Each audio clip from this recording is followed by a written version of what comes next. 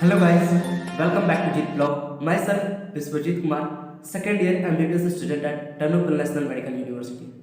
आज का वीडियो ज़्यादा इन्फॉर्मेटिव है उन बच्चों के लिए जो बच्चे एब्रॉड से एमबीबीएस करने का प्लान कर रहे हैं, जो एब्रॉड से एमबीबीएस कर रहे हैं और जो एब्रॉड से एमबीबीएस कर चुके हैं, और उन पेरेंट्स के लिए जिनके बच्चे एब्रॉड में एमबीबीएस कर रहे हैं, या जिन उन पेरेंट्स के लिए है जो अपने बच्चों को एमबीबीएस एब्रॉड से करवाना चाह रहे हैं।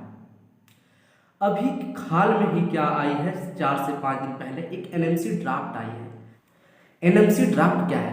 एनएमसी ड्राफ्ट एक उसमें सुझाव दिया गया है नेशनल मेडिकल काउंसिल ऑफ के जो ग्रुप मेंबर्स हैं उनके तरफ से एक सुझाव दिया गया और वो ड्राफ्ट बनाया गया है। तो ड्राफ्ट में बहुत सारे रूल्स, पिछले वाले भी रूल्स हैं और कुछ नए रूल्स ऐड किए गए हैं। तो जो नए रूल्स हैं मैं वो बताता हूँ। पिछला रूल्स पे बात करने के बारे में उसके कोई फ़ायदा नहीं है। जो नई रूल आई है उसके बारे में बात करने वाला हूँ कि जैसे सबसे पहली बात और आसान भाषा में बताना चाहता हूँ, जो बच्चे एमबीबीएस करने एब्रॉड आते थे और फिर एब्रॉड से विदेश से एमबीबीएस करके फिर वापस जब भारत जाते थे तो उनको वहाँ पे एग्ज़ाम देना पड़ता था। इंडिया में प्रैक्टिस करने के लिए लाइसेंस लेना पड़ता था। तो वो एग्ज़ाम का नाम था एफएमसी या नेक्स्ट बोलते थे कोई कोई। तो एफएमसी एग्ज़ाम जो देना पड़ता था उस समय क्या था कि 4-5 चांस या अनलिमिटेड चांस थे, उस पर कोई रोक नहीं थी। अब क्या किए गवर्नमेंट, जो ड्राफ्ट लाई है, ड्राफ्ट में बोला जा रहा है कि बस जो भी बच्चे एमबीबीएस एब्रॉड से करके आएंगे उन्हें बस 2 बार मौका दिया जाएगा। कितने बार? 2 बार। 2 बार मौका दिया जाएगा एग्ज़ाम देने के लिए। तो अब मैं सरकार से पूछना चाहता हूँ या पेरेंट्स से और जितने इस NMC medical council of India से हैं, एनएमसी से है, national medical council of India से हैं, उन सभी से मैं पूछना चाहता हूँ, अभी तो पैंडेमिक, ग्लोबल पैंडेमिक चल रही है। ग्लोबल पैंडेमिक की वजह से ऑनलाइन क्लासेस चल रही है, क्लिनिकल एक्सपोजर मिल नहीं रही है। इतना टफ सिचुएशन हो रहा है एमबीबीएस स्टूडेंट के लिए हैंडल करना। अगर क्लिनिकल एक्सपोजर नहीं मिलती तो बच्चे कहाँ से पढ़ेंगे? ऑनलाइन में कितना पढ़ाई होता है आप भी जानते हैं और हम भी जानते हैं। तो बस मेरा ये रिक्वेस्ट है national medical council of India से, क्या कि जो आप रूल बना रहे हैं एफएमसी वाले, क्या कि हम लोग 2 बार ही एग्ज़ाम दे सकते हैं। तो आप ही बताइए, इस पेंडेमिक में ऑनलाइन क्लासेस चल रही तो हम लोग कितना पढ़ पा रहे होंगे और कितना क्लिनिकल एक्सपोजर मिल रहा होगा, तो हम लोग 2 बार में कैसे एग्ज़ाम निकाल सकते हैं? कुछ बच्चे हैं टैलेंटेड, वो निकाल लेते हैं, तो वो इंडिया में ही गवर्नमेंट कॉलेज में एडमिशन ले लेते हैं। हम लोग नहीं टैलेंटेड थे, हम लोग को नहीं गवर्नमेंट कॉलेज मिला, तब हम लोग अब्रॉड आए, एमबीबीएस करने आए। ये गवर्नमेंट को ये बात ध्यान में रखनी चाहिए। और अगर हम लोग को कमज़ोर बच्चा समझते हैं तो आपके जो इंडिया से प्राइवेट मेडिकल कॉलेज से जो बच्चे एमबीबीएस कर रहे हैं उनके लिए ये रूल क्यों नहीं लाए? क्या कि जो बच्चा विदेश से लौटेंगे, जो एफएमसी का एग्ज़ाम देंगे, तो उनको 2 बार मौका मिलेगा। तो इंडियन एमबीबीएस प्राइवेट कॉलेज से कर रहे हैं इंडिया के, वो बच्चे भी तो उतना टैलेंटेड नहीं है, वो भी तो जस्ट नीट क्वालिफाई करके ही एडमिशन लेते हैं। बस उन लोगों के पास, पेरेंट्स के पास ज़्यादा पैसा होता है, वो तो गवर्नमेंट ले लेते हैं, वो प्राइवेट कॉलेज ले लेते हैं इंडिया में ही, और हम लोग के पास कम पैसा होता है तो हम लोग अब्रॉड चले जाते हैं। अगर ये रूल लाना है तो आप दोनों बच्चे के लिए लाइए, एब्रॉड एमबीबीएस करने वालों के लिए भी लाइए और इंडिया से जो प्राइवेट मेडिकल कॉलेज से कर रहे हैं उनके लिए भी लाइए। सिर्फ हम लोग के साथ ये नाइंसाफ़ी क्यों किया जा रहा है? और जो national medical council of India से है मेंबर, उनसे मेरा हाथ जोड़ के रिक्वेस्ट है, इस ड्राफ्ट को ड्राफ्ट तक ही रखें, बिल में नहीं लाएं। और मेरे सभी पेरेंट्स, स्टूडेंट्स और गार्जियन से रिक्वेस्ट है, क्या कि जो फ्यूचर में एमबीबीएस करने के लिए एब्रॉड से प्लान कर रहे हैं उनसे भी, क्या ये बिल का जितना से जितना हो ऑनलाइन विरोध करें, ऑनलाइन इसको बॉयकॉट करें, ट्विटर पे ट्वीट करके विरोध प्रदर्शन करें। और इस बिल के पे कुछ बच्चों का ओपिनियन लिया हूँ कि आप सबकी अपनी अपनी राय पूछा हूँ, जो मेरे मेडिकल कॉलेज से जो मेरे कलीग्स कर रहे हैं, कि तुम लोग का क्या राय है भाई, तुम लोग भी अपना डिसीज़न बताओ। तो वो लोग भी अपना एक वीडियो बना के, सब कोई 2 मिनट से कम का वीडियो बना के हमें सेंड किए हैं, क्या कि प्रोटेस्ट ऑनलाइन प्रोटेस्ट करने के लिए। तो उन लोग का भी वीडियो मैं आप लोग को दिखाने वाला हूँ एक एक करके। आप वीडियो को लास्ट तक देखें और मेरे चैनल पे नए हो तो please like, comment and channel को सब्सक्राइब करें। Hi guys, myself Kaustav Vijay. I am second year MBBS students at TNMU, Ternopil National Medical University. And when I heard about this draft, I genuinely want to just oppose it. It is not true. It just useless. It's not as beneficial to foreign medical graduate students, and it is just baseless regarding to uh, the government should not take proper decisions. Government should have a regulatory body to just revise this draft, and to whenever we just get a bill, um, I just beg from the government to just not include this draft into that bill.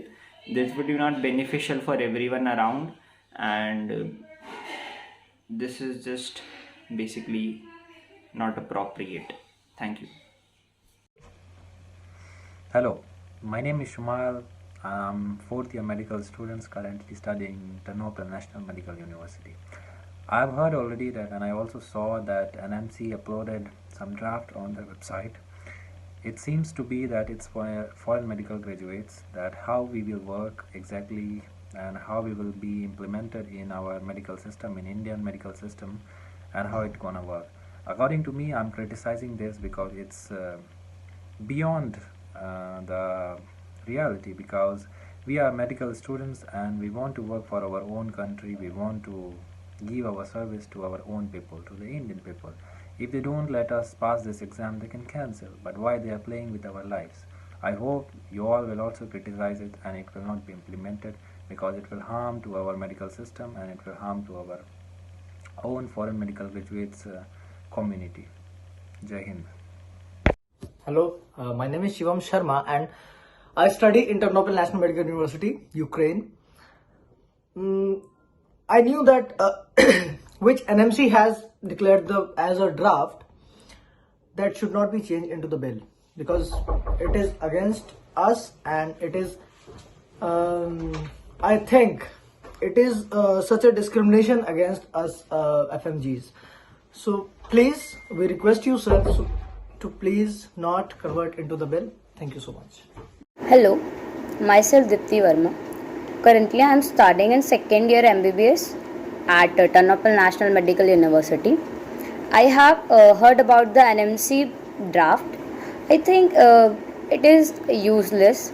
It will be not beneficial for all of us, or for medical students or foreign medical students. So I request the government that please do not pass this draft into bill. Thank you. Hello everyone, this is Rishabh Ranjan Mishra and I am currently studying second year from Ternopil National Medical University, and I just want to request our National Medical Commission members to please back this new draft, which is not good for our, in our perspective it's not good, because the terms and conditions and the new regulations which are written in the draft is not, I don't think it's good for us. It will be an injustice for the foreign MBBS students. So I just request to please back this draft, and please don't make it in the provision. Thank you very much. Good morning, this is Priyanshu Nagar. I study in Ternopil Medical University, Ukraine. I think with the draft which has been implanted by NMC for the FMG students is creating a discrimination among students. So I request the government to demolish this draft as for the betterment of the society and for the students. This side Shivam Chauhan, and I am a student in TNMU National Medical University, Ukraine, and I am against the NMC bill. The draft seems to be discriminating against the FMGs. Hello, मेरा नाम हमेश है। मैं हूँ गुजरात से और मैं पढ़ रहा हूँ Ternopil national medical university Ukraine से।